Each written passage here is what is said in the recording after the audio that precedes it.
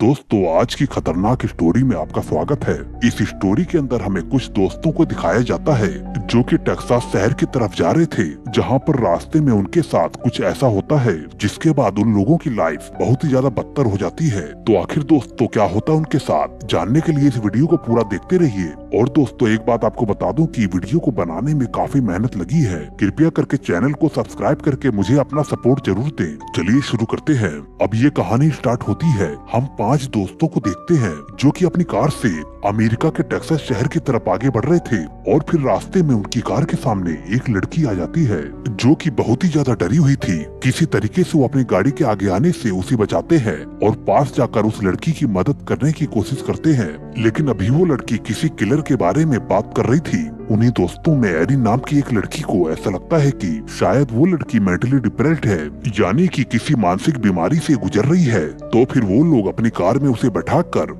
वहाँ से ले जाने लगते हैं। तभी हमें टेक्सास शहर में ब्लेयर मीट नाम की एक शॉप को दिखाया जाता है, जिसे देखकर वो लड़की बुरी तरीके से डर जाती है। वो लड़की उन लोगों को कहती है कि वो गलत रास्ते पे जा रहे हैं और हड़बड़ी में उनकी कार को रोकने की कोशिश करती है। वो बहुत ही ज्यादा डरी हुई थी। किसी तरीके से वो लोग उसे रोकते हैं और फिर उस लड़की को समझाने की कोशिश करते हैं, लेकिन वो लड़की अपने पास में रखे हुए गन से अपने आप को ही शूट कर लेती है। इसके बाद कार में बैठे हुए सभी लोग बुरी तरीके से डर जाते हैं। अब उन लोगों को कुछ भी समझ में नहीं आ रहा था कि आखिर उस लड़की ने ऐसा क्यों कर दिया।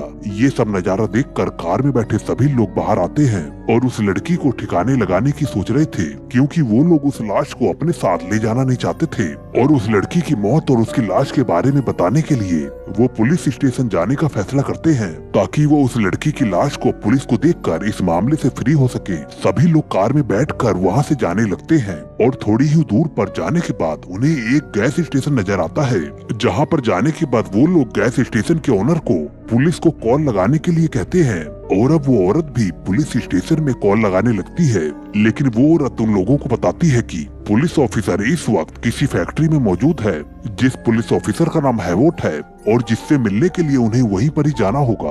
उसकी ये बात उन सभी के दोस्तों को काफी अजीब लगती है, लेकिन ना चाहते हुए भी वो सभी लोग उस फैक्ट्री की तरफ आगे बढ़ने लगते हैं। वहाँ पर पहुँचने के बाद उन्हें कोई भी नजर नहीं आता है। काफी खोजने के बाद उन्हें हैवोट भी नहीं मिलता है। तब वो लोग वहीं पर ही हैवोट का वेट करने के लिए रुक जाते हैं। तभी उन लोगों को उसी फैक्ट्री में एक छोटा सा लड़का नजर आता है जिसका नाम जैक है, जो कि इस समय बहुत ही ज्यादा डरा हुआ था। और वो सभी लोग उससे उस पुलिस ऑफिसर के बारे में पूछते हैं। तब वो लड़का उन लोगों को बताता है कि वो पुलिस ऑफिसर तो इस समय अपने घर पर है। एरिन उस लड़के से हैवोट का एड्रेस लेकर अपने एक दोस्त कैंपर के साथ उसके घर पर पहुंच जाती है, ताकि वो उससे उस मर चुकी लड़की के बारे में सब कुछ बता सके और वो लोग इस झंझट से दूर हो सके। अब पुलिस ऑफिसर के घर पर पहुंचने के बाद एरिन और कैंपर को वहां पर व्हील चेयर पर बैठा हुआ एक आदमी मिलता है जिसका नाम मोंटी है, जो कि हैवोट का फादर है। एरिन उससे हैवोट के बारे में पूछती है। मोंटी सिर्फ एरिन को ही उसके घर में एंट्री देता है और कैंपर बाहर ही खड़े होकर एरिन का वेट करने लगता है। उधर एरिन हैवोट को कॉल लगाती है और सारी बातें उसे समझाती है। हैवोट उसे बताता है कि वो आधे घंटे में उनके पास पहुंच जाएगा। इसके बाद मोंटी एरिन को उसे व्हील चेयर पे बैठाने के लिए कहता है और एरिन भी उसकी हेल्प करती है। उधर हम कैंपर को देखते हैं जो कि घर के बाहर खड़ा हुआ था, जिसे अब एरिन की फिक्र होने लगी थी, क्योंकि एरिन को अंदर गए हुए बहुत ही ज्यादा देर हो चुकी थी। अब कैंपर भी उस घर के अंदर घुस जाता है, जहाँ पर वो एरिन को ढूंढने लगता है। लेकिन तभी हम देखते हैं कि कैंपर के ऊपर एक आदमी अटैक कर देता है जिसका नाम लेदर फेस है और उसे घसीट कर वहाँ से ले जाता है। वहीं एरिन भी अब उस घर से बाहर निकल जाती है, लेकिन घर के बाहर उसे कैंपर कहीं पर भी नजर नहीं आता है। उसे लगता है कि शायद कैंपर उसी फैक्ट्री में पहुंच गया होगा। ऐसा सोचकर वो फैक्ट्री की तरफ जाने लगती है। वहीं पर फैक्ट्री में हम हैवोट को देखते हैं जो कि फैक्ट्री में पहुंच चुका है और वो उस लड़की की लाश को अपनी गाड़ी से लेकर वहाँ से चला जाता है। अब एरिन भी वहाँ पर पहुँच जाती है, लेकिन उसे वहाँ पर कैंपर कहीं पर भी नजर नहीं आता है। उसे ये बात बहुत ही ज्यादा अजीब लगती है। वो अपने सारे दोस्तों को बताती है कि हमें कैंपर को ढूंढना होगा और वो सभी दोस्त मिलकर उस फैक्ट्री के आसपास कैंपर को ढूंढने लगते हैं, लेकिन उन्हें कहीं पर भी कैंपर नजर नहीं आता है। लेकिन कैंपर को ढूंढने के समय ही उन्हें एक कार के अंदर एक फैमिली फोटोग्राफ मिलता है, जिसके अंदर वही लड़की मौजूद थी जो कि उन्हें हाईवे पर मिली थी, यानी कि जिसने अपने आप को गोली मार लिया था। अब ये बात सभी लोगों को काफी अजीब लगती है, लेकिन अब एरिन कैंपर को लेकर काफी ज्यादा फिक्र करने लगती है।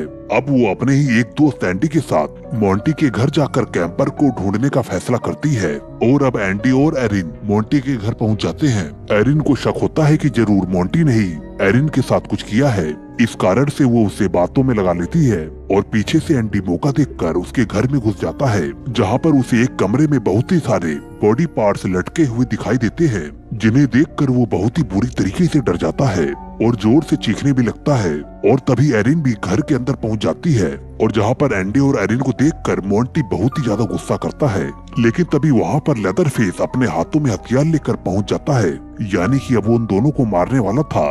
अब लेदरफेस उन दोनों पर अटैक कर देता है। किसी तरीके से एरिन अपने आप को बचा लेती है और वहाँ से बाहर भाग जाती है, लेकिन एंडी को लेदरफेस पकड़ लेता है और वो अपने चैन शो से उसका एक पैर काट देता है और वो उसे उठाकर उसी रूम में ले जाता है जहाँ पर वो कैंपर को ले गया था। वहाँ पर हमें कैंपर के चेहरे की स्किन भी नजर आती है, यानी कि कैंपर को लेदरफेस ने खत्म कर दिया है और उसके स्किन को अपने चेहरे पर लगाने के लिए रेडी कर रहा होता है। और इसी दौरान हम लेदरफेस के रियल फेस को भी देख पाते हैं, जो कि बहुत ही ज्यादा भयानक दिख रहा था। अब दूसरी तरफ हम एरिन को देखते हैं, जो कि घबरा कर भागते हुए अपने दोस्तों के पास पहुंच जाती है और फिर वो सारी बातें अपने दोस्तों को बताती है। वो उन दोनों को कार में बैठकर वहाँ से ले जाने लगती है, लेकिन ऐसी सिचुएशन में उनकी कार स्टार्ट नहीं होती है और तभी वहाँ पर वही पुलिस ऑफिसर हैवोड भी आ जाता है, जो कि उन्हें वहाँ से जाता हुआ देखकर उन पर शक करता है और उसे उन लोगों की कार में कुछ ड्रग्स मिलते हैं और जिस वजह से वो उन सभी दोस्तों को कार से उतार देता है।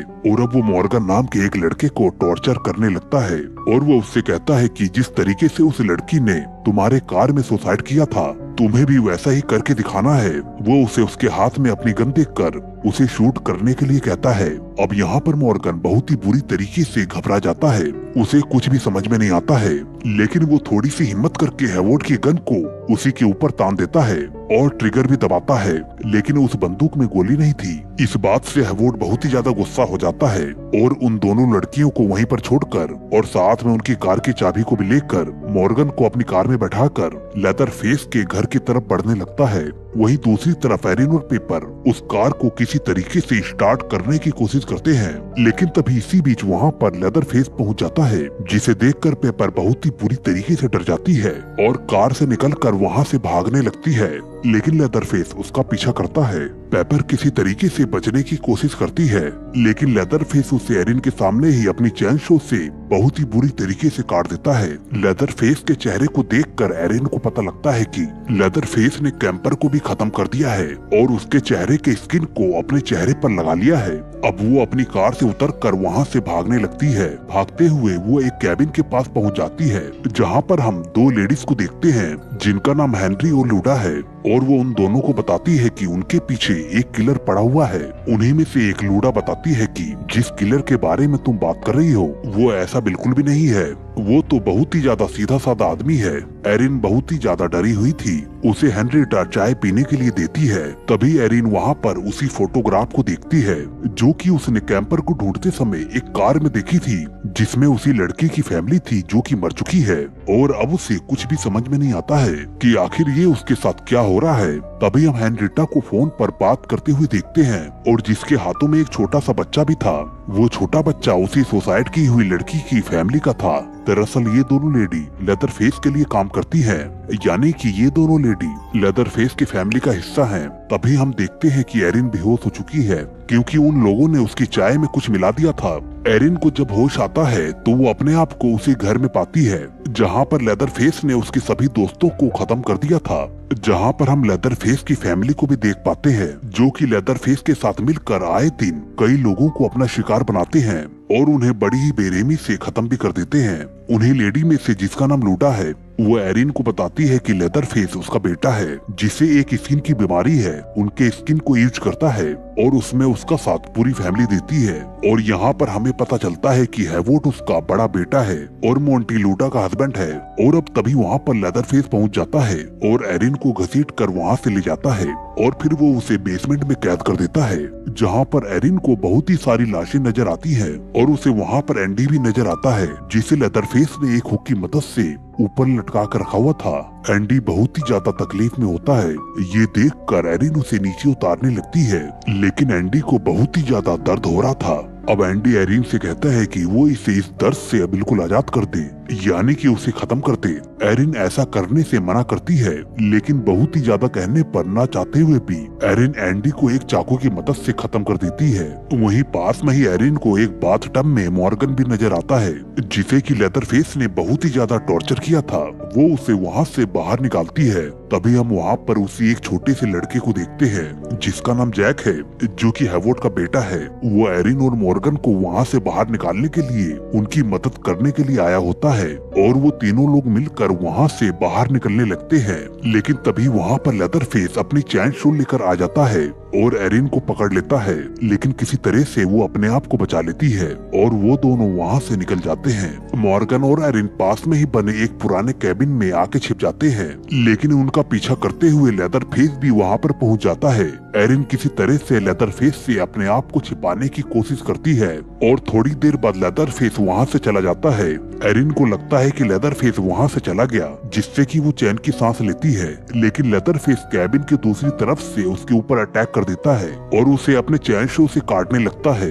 लेकिन ऐसा करने से पहले ही मॉर्गन एरिन को बचाने के लिए लेदरफेस से लड़ने लगता है, मगर लेदरफेस मॉर्गन को उसी कैबिन में टांग देता है और अपनी चैन शो से एरिन के सामने ही उसकी बॉडी के 2 टुकड़े कर देता है। ये सब कुछ देखकर एरिन बहुत ही बुरी तरीके से डर जाती है और वहाँ से अपनी जान बचाने के लिए भागने लगती है, लेकिन लेदरफेस उसके पीछे चैन शो लेकर पड़ जाता है। भागते हुए एरिन एक बाउंड्री के पास पहुँच जाती है, जिसे वो आसानी से पार कर लेती है, लेकिन उसके पीछे आ रहा लेदरफेस उस बाउंड्री को पार नहीं कर पाता है और अपने हाथों में पकड़े हुए चैन शो से वो खुद ही घायल हो जाता है। एरिन अपनी जान बचाने के लिए एक बार फिर से भागने लगती है और भागते हुए वो हाईवे पर पहुंच जाती है, जहां पर उसे एक गाड़ी आते हुए नजर आती है। वो उस गाड़ी को रोक लेती है, लेकिन वो ड्राइवर उसकी मदद किए बिना ही वहां से चला जाता है। एरिन फिर से भागने लगती है और वो भागते भागते उसी ब्लेयर मीट शॉप पर पहुंचती है। वहां पर लेदरफेस नजर आता है, जिसे देखकर वो बुरी तरीके से डर जाती है और पास में रखे हुए मीट में छिप जाती है। लेकिन लेदरफेस उस मीट को अपनी चैन शो से काटने लगता है और एरिन को मारने के लिए आगे बढ़ता है, लेकिन एरिन किसी तरीके से पास में रखे हुए एक चाकू को लेकर दूसरी तरफ जाकर छिप जाती है। अब लेदरफेस जैसे ही एरिन के पास आता है, तब वो उसे चाकू से लेदरफेस पर अटैक करके उसके एक हाथ को काट देती है, जिससे कि लेदरफेस बुरी तरीके से घायल हो जाता है। अब मौका देखकर एरिन वहां से भाग जाती है और जब वो हाईवे पर पहुंचती है तो वहां पर उसकी मदद के लिए एक ट्रक आकर रुकता है और अब वो दोनों वहां से जाने लगते हैं। एरिन को वो ट्रक वाला उसी तरीके से अपने साथ ले जा रहा था जैसे स्टोरी की शुरुआत में एरिन और उसके दोस्त उस लड़की को ले जा रहे थे। हालांकि वो लड़की पूरी तरीके से टूट चुकी थी, लेकिन एरिन यहाँ पर अभी पूरी तरीके से हार नहीं मानी थी। वो देखती है कि वो ड्राइवर उसी तरफ जा रहा था जहाँ पर लेदरफेस का घर था।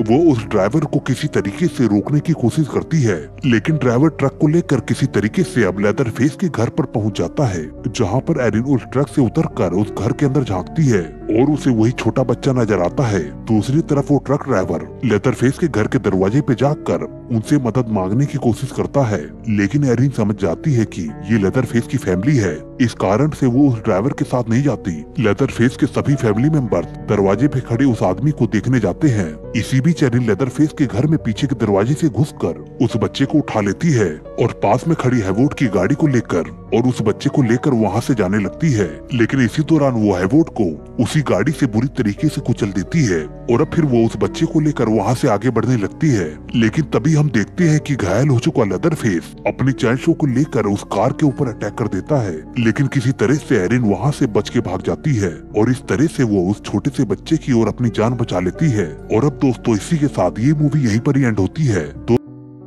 Make sure subscribe our channel for more videos, and thanks for watching.